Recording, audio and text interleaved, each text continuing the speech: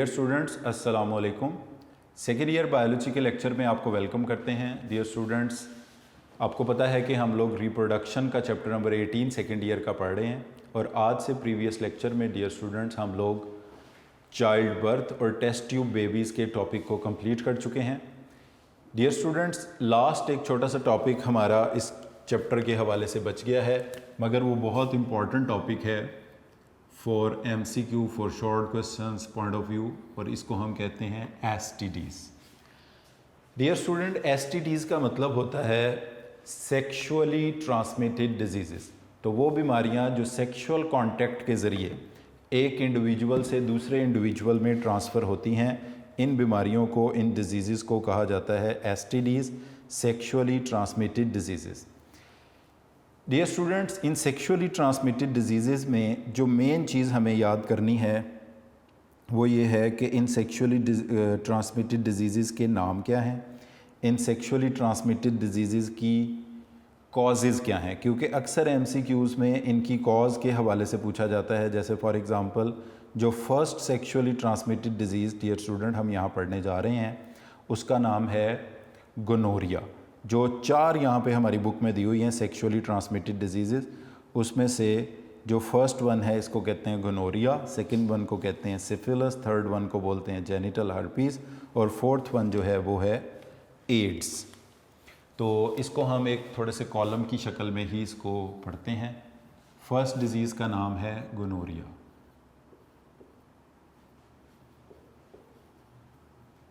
Second को हम बोलते हैं सिफिलिस, थर्ड डिजीज़ को हम बोलते हैं जेनिटल हर्पीज़, और fourth and the last one इसको कहा जाता है AIDS, acquired immunodeficiency syndrome.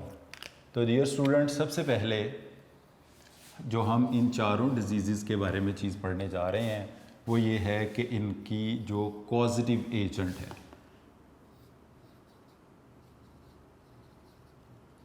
Causative agent. तो डियर स्टूडेंट, पहली जो डिसऑर्डर है गोनोरिया, इसका कॉजेटिव एजेंट एक बैक्टीरिया है जिसको कहा जाता है नेसीरिया गोनोरिया। अब बुक में डियर स्टूडेंट्स ये लिखा हुआ है gram positive bacteria, but actually ये ग्राम नेगेटिव बैक्टीरिया होता है। तो अब आप इसको कैसे टैकल करेंगे ये मैं बताता हूँ आपको कि gonorrhoea is a disease caused by Neisseria gonorrhoeae and it is a gram negative bacteria. असल में तो ये ग्राम नेगेटिव ही है, मगर आपकी बुक में ग्राम पॉजिटिव लिखा हुआ है। तो कोई अगर आपको MCQ बोर्ड में इस तरह कहा जाता है कि ये ग्राम पॉजिटिव है या नेगेटिव, तो आप वहाँ लिख सकते हैं। बाकी शॉर्ट क्वेश्चन वगैरह में आप सही वाली बात भी लिख सकते हैं। ग्राम पॉजिटिव जो होता है उसका कलर होता है पर्पल ग्राम स्टेनिंग के नतीजे में, और नेगेटिव का कलर होता है पिंक। तो ये भी बात याद रख लें। इसके बाद दूसरा जो डिसऑर्डर है syphilis, it is also caused by a bacterium which is known as Treponema pallidum. It is a spirochaete. और तीसरी जो डिसऑर्डर है genital herpes, it is caused by a virus जिसका नाम है herpes simplex, herpes simplex type 2 virus. और तीसरा जो है चौथा जो डिसऑर्डर है, sorry, it is caused by HIV also virus. तो इसका मतलब है डियर स्टूडेंट, जो पहली 2 डिजीज़ हैं ये बैक्टीरिया से होती हैं। जेनिटल हर्पीज़ और एड्स का जो डिसऑर्डर है उसकी वजह बनता है वायरस, वो वायरल है। इसके बाद डियर स्टूडेंट्स, नेक्स्ट हम देखने जा रहे हैं कि कौन कौन से ऑर्गन्स हैं जो इससे अफेक्टेड होते हैं। अफेक्टेड बॉडी एरियाज़,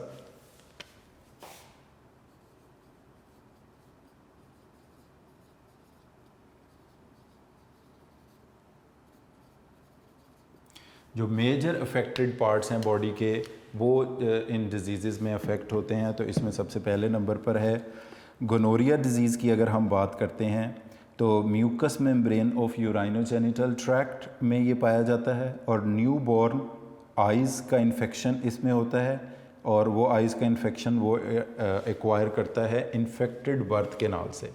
तो डियर स्टूडेंट, ये बैक्टीरिया म्यूकस मेम्ब्रेन में होता है, mucus membrane of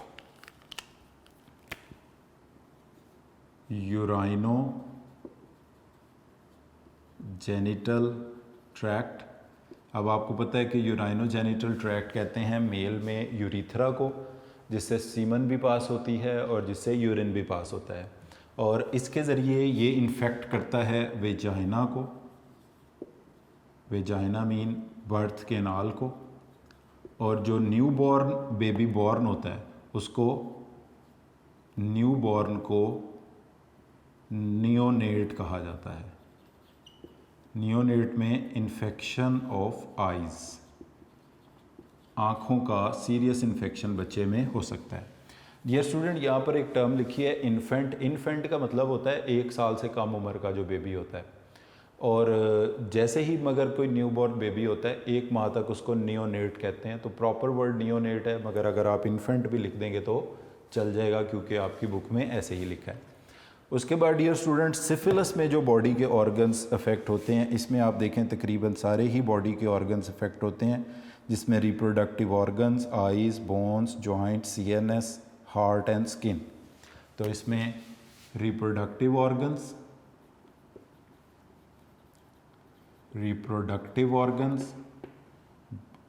eyes, bones, joints, CNS, ये और इवन स्किन, ये सारे बॉडी के पार्ट्स जो इससे इफ़ेक्ट होते हैं, और इसका जो मेन सोर्स ऑफ ट्रांसमिशन है वो सेक्सुअल कांटेक्ट है। उसके बाद डियर स्टूडेंट, जो जेनिटल हर्पीज़ है, इसका नाम जेनिटल हर्पीज़ रखने की वजह ये है कि ये जेनिटल एरियाज़ में सोरनेस और अल्सर पैदा करने का बाइस बनता है। तो इट कॉजेज़ सोरनेस, रेडनेस को कहते हैं, अल्सर वुंड्स को कहते हैं, सोरनेस और wounds in the genital areas, जो एक्सटर्नल जेनिटेलियाज़ हैं जेनिटल एरियाज़ में, ये कॉज करता है रेडनेस, सोरनेस और इन्फ्लेमेशन, ये चीज़ें ये कॉज करता है। और ऑब्वियसली ये भी सेक्सुअली ट्रांसमिटेड डिजीज़ है, तो बर्थ केनाल वगैरह इससे भी इन्फेक्टेड हो जाती है, और इससे जो नियोनेट न्यू बॉर्न होता है उसको आइज़ और CNS का इन्फेक्शन होने के चांसेस होते हैं। और एड्स की डिज़ीज़ से जो ऑर्गन्स अफेक्ट होते हैं उसमें होता है इम्यून सिस्टम, इम्यून सिस्टम हमारा इन्फेक्टेड होता है, और इम्यून सिस्टम में ख़ास तौर पर हेल्पर T लिम्फोसाइट। इसके बाद डियर स्टूडेंट्स, नेक्स्ट जो पैरामीटर हम इन डिसऑर्डर्स के बारे में पढ़ने जा रहे हैं वो इनकी स्प्रेड है और इनका ट्रीटमेंट है, जो कि हमारी बुक में इसमें नहीं दिया हुआ, मगर हम इसमें देख सकते हैं कि इन सब का स्प्रेड होने का मेजर तरीका एक ही है, और वो है सेक्सुअल कांटेक्ट। और इन सब में से सिर्फ एड्स का ट्रीटमेंट नहीं है, बाकी ये ट्रीटेबल डिसऑर्डर्स हैं। ट्रीटमेंट प्रोलॉन्ग है गोनोरिया का, बट ट्रीटेबल है। सिफिलिस भी ट्रीटेबल है, जेनिटल हर्पीज़ भी ट्रीटेबल है, बट जो एड्स का डिसऑर्डर है उसका सो फार कोई ट्रीटमेंट अवेलेबल नहीं है। तो डियर स्टूडेंट, ये हमारे पास एक टॉपिक था, बहुत ही इंपॉर्टेंट टॉपिक है, इसका नाम है STDs।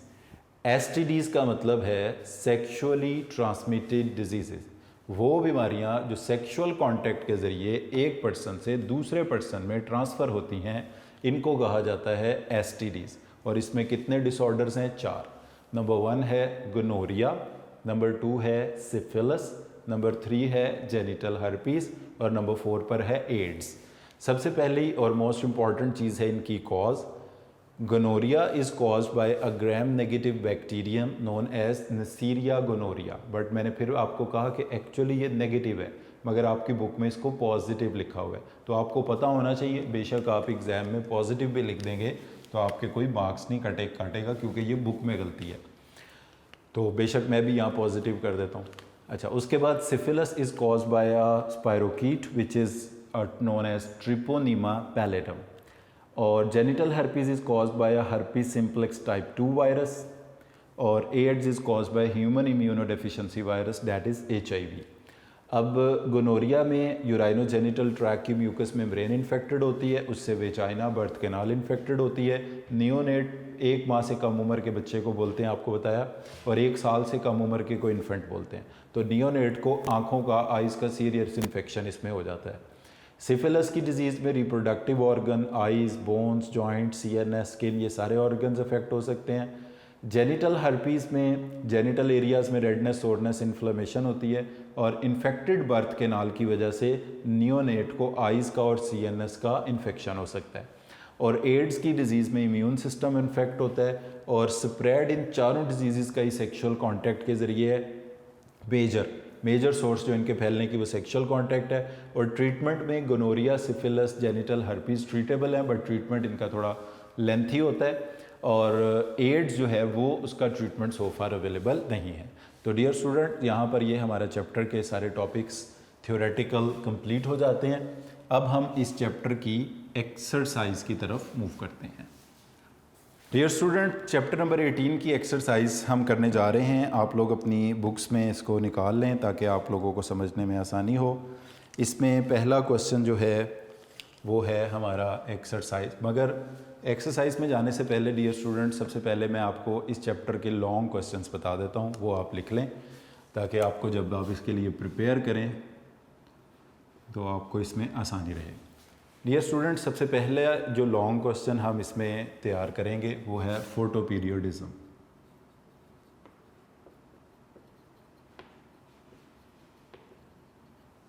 इसके बाद डियर स्टूडेंट, फोटोपीरियोडिज्म में 2-3 चीज़ें हैं। एक वो क्लासिफिकेशन है on the basis of photoperiod, जिसमें शॉर्ट डे, लॉन्ग डे और डे न्यूट्रल प्लांट्स हैं, और अगले पेज पे फाइटोक्रोम्स का रोल है। तो दोनों अलहदा क्वेश्चन हैं, अलहदा ही पूछे जाते हैं, पढ़ते हुए भी आपको बता दिया था। इसके बाद नेक्स्ट टॉपिक है वर्नेलाइजेशन का। इसके बाद डियर स्टूडेंट, जो आखिरी पार्ट है चैप्टर का, इसमें ये सारे टॉपिक बहुत ही इम्पोर्टेंट हैं। मेल रिप्रोडक्टिव सिस्टम, उसके बाद फीमेल रिप्रोडक्टिव सिस्टम,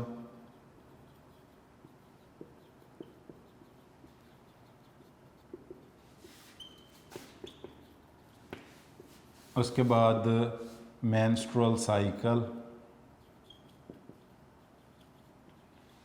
जिसको फीमेल रिप्रोडक्टिव साइकिल भी कहा जा सकता है, चाइल्ड बर्थ, और लास्ट का टॉपिक भी कर लें STDs का। तो डियर स्टूडेंट, ये टॉपिक मोस्ट इम्पॉर्टेंट टॉपिक हैं लॉन्ग क्वेश्चंस के हवाले से चैप्टर नंबर 18 में से। ये आखिर के जो टॉपिक हैं, ख़ास तौर पर ये 4, male reproductive, female reproductive, menstrual cycle, child birth, most of the time board में जब एक पेपर सेट होता है तो इनमें से कोई एक सवाल ज़रूर पिक किया जाता है। तो इसलिए ये इस चैप्टर के इम्पॉर्टेंट लॉन्ग क्वेश्चन थे। अब हम आ जाते हैं इस चैप्टर की एक्सरसाइज में। तो डियर स्टूडेंट, एक्सरसाइज में पहला क्वेश्चन जो है वो फिल इन द ब्लैंक्स का है। क्वेश्चन नंबर 1, आप अपनी बुक्स निकाल के रखें और साथ साथ इनको मैं पढ़ता हूँ, आप भी फॉलो कीजिएगा इसको। लाइक फर्स्ट वन है, asexual reproduction requires only a single dash organism. तो asexual reproduction requires only a single parental organism. Single parental organism चाहिए एसेक्सुअल रिप्रोडक्शन के लिए। उसके बाद डियर स्टूडेंट्स, नेक्स्ट जो फिल इन द ब्लैंक है, sexual reproduction usually involves dash parents. तो sexual reproduction usually involves 2 parents, इसमें 2 parents involve होते हैं, that is male and female. Phytochromes, तीसरा सवाल है, are special dash sensitive pigments. Phytochromes are special blue light sensitive pigments are special blue light sensitive pigments, क्योंकि इनका खुद का कलर ब्लू होता है। उसके बाद डियर स्टूडेंट जो फोर्थ पॉइंट है, external fertilization occurs in dash environment. तो डियर स्टूडेंट जो एक्सटर्नल फर्टिलाइजेशन है ये होती है एक्वेटिक एनवायरनमेंट में, पानी में, आबी माहौल में। उसके बाद नेक्स्ट नंबर 5 है dash and dash animal usually provide more protection to their young ones during development. तो इसमें जिनमें इंटरनल डेवलपमेंट होती है वो मोर प्रोटेक्शन प्रोवाइड करते हैं। इसमें हम कहेंगे viviparous and viviparous and ovoviviparous. They provide more protection to their young ones during development. उसके बाद डियर स्टूडेंट्स नेक्स्ट क्वेश्चन की तरफ मूव करते हैं। A placenta is establish between the uterine and foetal tissues for the exchange of oxygen. Uterine and 6 का answer होगा uterine and उसमें blank में आएगा foetal, uterine and foetal. Next है जी number 7, the reduction of progesterone level stimulate the dash gland to produce oxytocin. तो अभी हम पढ़कर आए हैं कि प्रोजेस्टेरॉन जब कम होगा तो ऑक्सीटोसिन हार्मोन प्रोड्यूस होगा from posterior lobe of pituitary gland, from the posterior lobe of pituitary gland. तो डियर स्टूडेंट ये 7 ब्लैंक्स थी हमारे पास। नंबर 1 का आंसर है पेरेंटल, नंबर 2 में लिखा जाएगा 2, नंबर 3 में ब्लू लाइट सेंसिटिव, 4th में एक्वेटिक, 5th में विविपेरस एंड ओवोविविपेरस, 6th में फीटल और 7th में posterior lobe of pituitary gland. इसके बाद डियर स्टूडेंट्स ट्रू फॉल्स के क्वेश्चंस हैं, अगर गलत होगा तो इसको सही भी करेंगे। Asexual reproduction involves mitotic cell division. तो ये स्टेटमेंट डियर स्टूडेंट्स बिल्कुल ठीक है, ट्रू स्टेटमेंट है। तो ट्रू फॉल्स में से जो फर्स्ट वन है वो ट्रू है। उसके बाद नेक्स्ट जो है second statement, asexually produce offsprings are genetically identical to their parents. तो asexually produced offsprings genetically identical to their parents होते हैं, ये स्टेटमेंट भी ठीक है। Sexual reproduction involves single parent, तो ये सेक्सुअल नहीं, इसकी जगह आप लिख देंगे एसेक्सुअल। तो सेकंड भी ट्रू है, थर्ड फॉल्स है, सेक्सुअल की जगह आप लिख देंगे एसेक्सुअल। अच्छा, sexually produce offsprings are identical to their parents, तो इसमें भी आप यही करेंगे, सेक्सुअल की जगह आप एसेक्सुअल, यानी पहले 2 ट्रू हैं, उसके बाद जो 2 हैं वो फॉल्स हैं। इसके बाद डियर स्टूडेंट्स हम लोग आ जाते हैं MCQs की तरफ। तो इसमें जो पहला MCQ है, reproduction is very important to the survival of. A option है स्पीशीज़, बी ऑप्शन है इंडिविजुअल, सी ऑप्शन है पॉपुलेशन और डी ऑप्शन है बोथ ए एंड बी। तो डियर स्टूडेंट्स आपको बताया था कि रिप्रोडक्शन का अमल जो होता है, यानी ऑर्गेनिज़म के अपने जैसे नए ऑर्गेनिज़म प्रोड्यूस करने की एबिलिटी, ये अगर किसी इंडिविजुअल में पॉपुलेशन के लॉस हो जाए तो उस इंडिविजुअल की लाइफ को कोई ख़तरा नहीं होता। मगर अगर ये स्पीशीज़ के लेवल पर रिप्रोडक्शन की एबिलिटी लॉस हो जाए तो हर नेक्स्ट जनरेशन में स्पीशीज़ की तादाद कम होती जाती है, अल्टीमेटली वो एंडेंजर्ड और एक्सटिंक्ट हो सकते हैं। तो इसलिए reproduction is essential for the survival of species. Reproduction is essential for the survival of species। एक बात यहाँ पर डियर स्टूडेंट्स मैं आपको बता दूँ कि अगर कोई ऐसी ऑप्शन होती जिसमें स्पीशीज़ और पॉपुलेशन दोनों आ जाते तो वो भी आंसर किया जा सकता था, मगर बोथ ए एंड बी है, यानी स्पीशीज़ और इंडिविजुअल, ये तो नहीं हो सकता। उसकी वजह यह है कि अगर किसी पॉपुलेशन के मेंबर रिप्रोड्यूस नहीं करते तो उस पॉपुलेशन का साइज़ कम होते होते अल्टीमेटली इंडेंजर्ड और एक्सटिंक्ट भी हो सकता है, क्योंकि एक स्पीशीज़ मिलकर एक ही पॉपुलेशन बनाते हैं।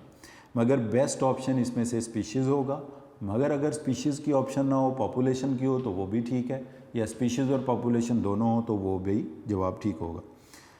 MCQ number 2, in plants photo period and temperature affect flowering. सही है, ये फ्लावरिंग को अफेक्ट करता है फोटो पीरियड, टेम्परेचर भी, वर्नलाइजेशन में जैसे हमने देखा। Fruit and seed production, obviously अगर फ्लावर पैदा होंगे तो फ्रूट सीड प्रोड्यूस होंगे। बर्ड एंड सीड डोरमेंसी, तो डियर स्टूडेंट इसका आंसर होगा ऑल ए, बी एंड सी। तो ए ऑप्शन का MCQ नंबर 1 का आंसर था ए। फर्स्ट MCQs में जो करेक्ट ऑप्शन थी वो अल्फ़ा, अल्फ़ा मतलब ए।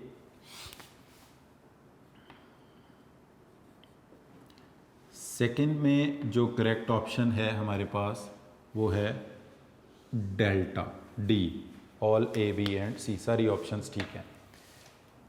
इसके बाद डियर स्टूडेंट्स नेक्स्ट हम मूव करते हैं, developing seeds are rich source of auxin, cytokinin, gibberellin. तो इसमें भी ये सारे हार्मोन्स का रिच सोर्स है ये, तो थर्ड का आंसर भी क्या होगा, डी।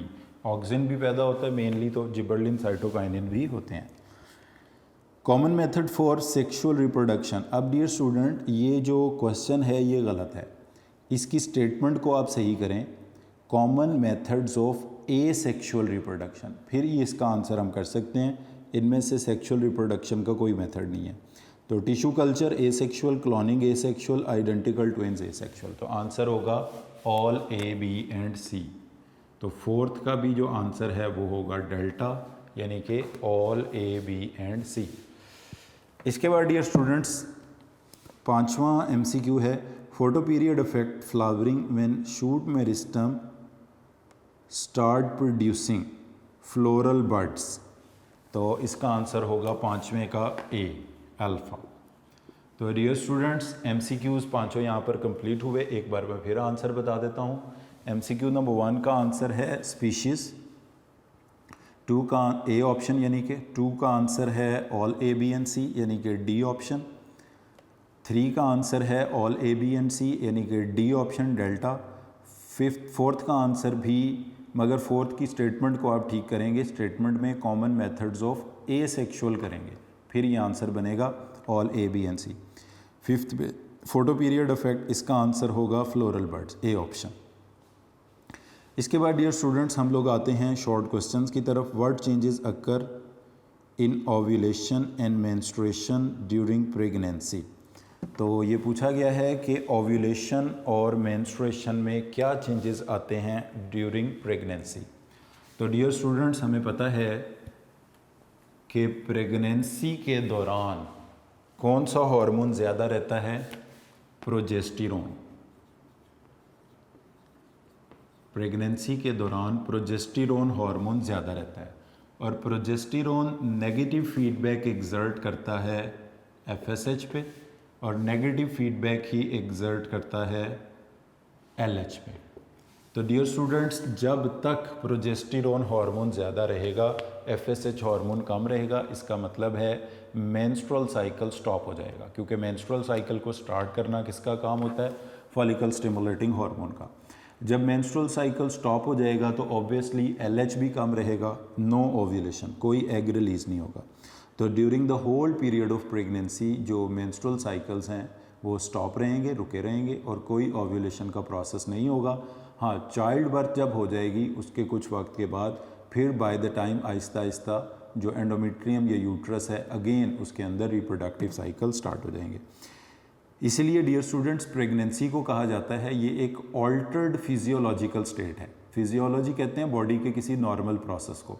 जैसे नॉर्मल बॉडी के अंदर मेंस्ट्रुअल साइकिल चल रहे हैं तो उनकी एक ऑल्टर्ड स्टेट आ गई है, वो एक ऑल्टर्ड स्टेट में चले गए हैं जिसको हमने नाम दिया है प्रेगनेंसी का। जब ये ऑल्टर्ड स्टेट यानी प्रेगनेंसी ख़त्म होगी तो फिर दोबारा से मेंस्ट्रुअल साइकिल आ जाएगा। तो मेंस्ट्रुअल साइकिल ओव्यूलेशन रुके रहेंगे और उसकी वजह हम ये बताएंगे कि during whole pregnancy progesterone hormone का लेवल मैक्सिमम ज़्यादा रहता है, ये नेगेटिव फीडबैक एग्जर्ट करता है FSH और LH पर, इस वजह से ना मेंस्ट्रुअल साइकिल होगा और ना ही ओव्यूलेशन होगी। क्वेश्चन नंबर 2 पर आ जाएं। What is the difference between oogenesis and spermatogenesis in humans. तो डियर स्टूडेंट इसमें कई डिफरेंसेस हैं जो कि हम कर सकते हैं बिटवीन ओवोजेनेसिस एंड स्पर्मेटोजेनेसिस। जो मेजर डिफरेंस होंगे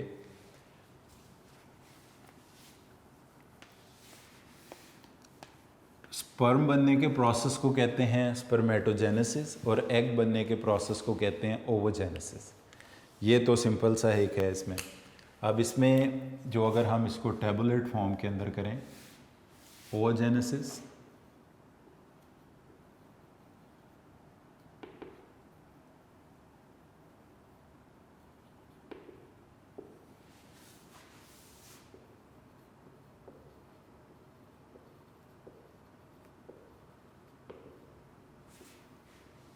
अच्छा जी। अब स्पर्मेटोजेनेसिस कहाँ होता है? टेस्टिस में। ओवोजेनेसिस कहाँ होता है? ओवरीज में। ओके। स्पर्मेटोजेनेसिस स्टार्ट होता है एट प्यूबर्टी,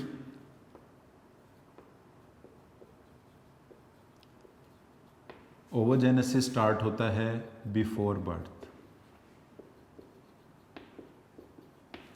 यानी पहली है इनकी साइट, कहाँ होता है ये प्रोसेस, दूसरा है इनकी एज या स्टार्ट कब होता है। तो spermatogenesis before birth, sorry, oogenesis before birth और spermatogenesis at puberty. Pattern, spermatogenesis continuous process throughout life, सारी ज़िंदगी चलेगा और कंटिन्यूस है। ओवोजेनेसिस साइक्लिक टिल मेनोपास, मेनोपास तक चलेगा। उसके बाद स्पर्मेटोजेनेसिस हो गया, ओवोजेनेसिस। अच्छा, इसमें from numbers, from one primary spermatocyte कितने स्पर्म प्रोड्यूस होंगे? 4 स्पर्म्स। यहां पर क्या होगा? From one primary oocyte only one ovum, एक ओवम प्रोड्यूस होगा। तो ये मेजर डिफरेंसेस हैं डियर स्टूडेंट्स ओवोजेनेसिस के और स्पर्मेटोजेनेसिस के। How is a seed form? तो सीड कैसे बनता है dear student? After fertilization ovule become seed, a fertilized ovule is known as seed. तो सीड की डेफिनेशन क्या होगी? फ्रूट की भी साथ ही कर लेते हैं। अ राइपन्ड और enlarged ovary, a ripened or enlarged ovary is known as fruit। और ovule डियर स्टूडेंट किसको कहते हैं? a ripened ovule, यानी ओव्यूल पक जाता है तो सीड बनता है, ओवरी पक जाती है तो फल बनता है। और बाकी उसकी वजह क्या बनता है फल बनने की और सीड? ऑक्सिन हार्मोन, जिबर्लिन हार्मोन और साइटोकाइनिन हार्मोन। नेक्स्ट इसके बाद डियर स्टूडेंट क्वेश्चन है, what is the importance of seed in the life cycle of plants? तो लाइफ साइकिल ऑफ प्लांट में सीड की क्या इंपॉर्टेंस है? इसकी इंपॉर्टेंस ये है कि जो स्पर्मेटोफाइट्स हैं, सीड प्रोड्यूसिंग प्लांट्स हैं, वो सीड प्रोड्यूस करते हैं और जब ये सीड डिस्पर्स होके पानी, हवा, खुश्की कहीं पर भी पहुंचते हैं तो अगर इनको सूटेबल कंडीशन मिलें फिर तो ये जर्मिनेट करके नया प्लांट प्रोड्यूस कर देते हैं। अगर इनको सूटेबल कंडीशंस ना मिलें तो ये डॉर्मेंट रहते हैं, इनएक्टिव रहते हैं। जैसे कि सूटेबल टेम्परेचर नहीं है, स्कैरसिटी ऑफ वाटर है, पानी की कमी है, इस तरह की कंडीशंस में ये डॉर्मेंट, इनएक्टिव रहते हैं। तो ये लैंड हैबिटेट में, ज़मीन के हैबिटेट में, यहाँ की टफ़ और हार्श कंडीशन में सीड का प्रोड्यूस होना इनकी कंटिन्यूटी ऑफ लाइफ के लिए बहुत ज़्यादा इंपॉर्टेंट है। और फिर दूसरा ये कि जो स्पर्मेटोफाइट्स हैं उनको फर्टिलाइजेशन के लिए पानी की ज़रूरत नहीं है, तो ये प्लांट्स वो प्लांट्स हैं जो पानी से इंडिपेंडेंट भी अपनी लाइफ गुजार सकते हैं। तो डियर स्टूडेंट्स, यहाँ पर हमारे ये चैप्टर नंबर 18 की एक्सरसाइज कंप्लीट हो गई। तो इसमें हम लॉन्ग क्वेश्चन मैं आपको पहले बता चुका हूँ, एक बार फिर बुक के क्वेश्चन भी देख लेते हैं जो लिखे हैं। फीमेल रिप्रोडक्टिव साइकिल लिखा हुआ है पहला, प्लेसेंटा ड्यूरिंग प्रेगनेंसी, तो वो चाइल्ड बर्थ का टॉपिक ही आ जाएगा इसमें। मेंस्ट्रुअल साइकिल वही रिप्रोडक्टिव साइकिल को ही बोलते हैं। अच्छा, पहले में पूछा है what structures are associated with human female reproductive system. तो पहला रिप्रोडक्टिव सिस्टम है, फिर चाइल्ड बर्थ है, फिर मेंस्ट्रुअल साइकिल है। पार्थीनोजेनेसिस उसकी दो टाइप्स हैं, हैप्लॉइड डिप्लॉइड, ऑब्वियसली ये शॉर्ट नोट्स हैं। जेनिटल हर्पीज़ है, एसेक्सुअल रिप्रोडक्शन में आप लिख देंगे पार्थीनोजेनेसिस और टिश्यू कल्चर को, और सीडलेस फ्रूट में आप लिखेंगे पार्थीनोकार्पी को, कि अगर ओवरी बगैर फर्टिलाइजेशन के सीड में चेंज हो जाए। तो डियर स्टूडेंट, यहाँ पर ये हमारा चैप्टर कंप्लीट हो गया। हमने इसके लॉन्ग क्वेश्चन भी आज के लेक्चर में डिस्कस किए जो इंपॉर्टेंट थे। फिर इसके बाद हमने इसकी fill in the blanks, MCQ, true false सारे पॉइंट्स डिस्कस किए। तो आज के लेक्चर को डियर स्टूडेंट हम यहीं पर ख़त्म कर रहे हैं। Thank you very much for today.